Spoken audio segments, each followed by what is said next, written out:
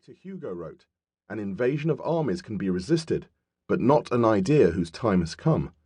The gospel of the wheel spread so quickly that the masses wondered how something so simple could have remained unknown for so long. Bicycle manufacturing emerged from its roots as a cottage industry to become big business. Bicycles were mass-produced on assembly lines for the first time. The design process was separated from production. Specialized factories supplied standardized components. 1/3 of all patents registered at the US Patent Office in the 1890s were bicycle-related.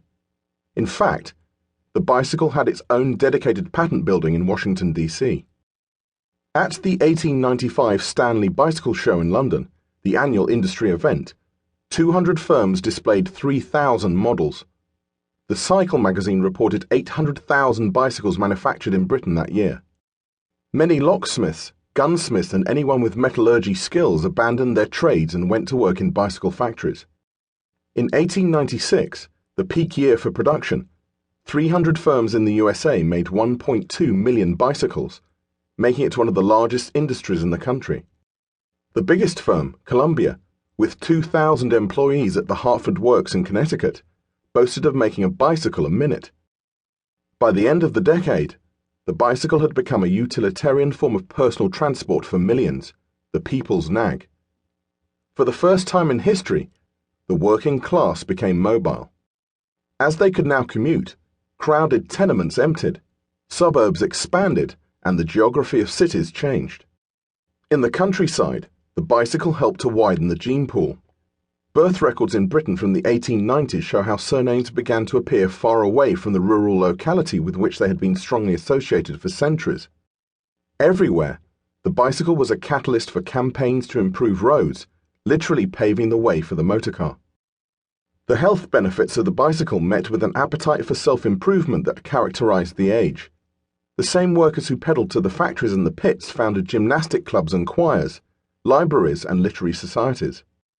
At the weekends, they cycled together in clubs. Amateur and professional racing exploded. Cycle racing at tracks or velodromes became the #1 American spectator sport. Arthur A. Zimmerman, one of the world's first international sports stars, won over 1,000 races on 3 continents as an amateur, and then as a pro, including gold medals at the first World Cycling Championships in Chicago in 1893.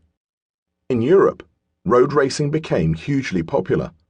Long-lived classic races such as Liège to Bastogne to Liège and Paris to Roubaix were staged for the first time in 1892 and 1896 respectively. The Tour de France was inaugurated in 1903. Americans in particular became captivated by the idea of speed during the gay 90s. Speed was thought to be a mark of civilization. Through transportation and communication, Americans came to associate speed with the unification of their vast country. On a bicycle, they could actualize it. By the end of 1893, track races surpassed 35 miles per hour. The bicycle eclipsed the trotting horse to become the fastest thing on the road. Technological innovation made the bicycle even lighter and faster as the decade progressed. In 1891, Monty Holbein set the world 24-hour track record of 577 kilometers, 361 miles, at London's Herne Hill Velodrome. 6 years later, the cigar-smoking Dutchman, Mathieu Cordin, rode 400 kilometers, 250 miles further.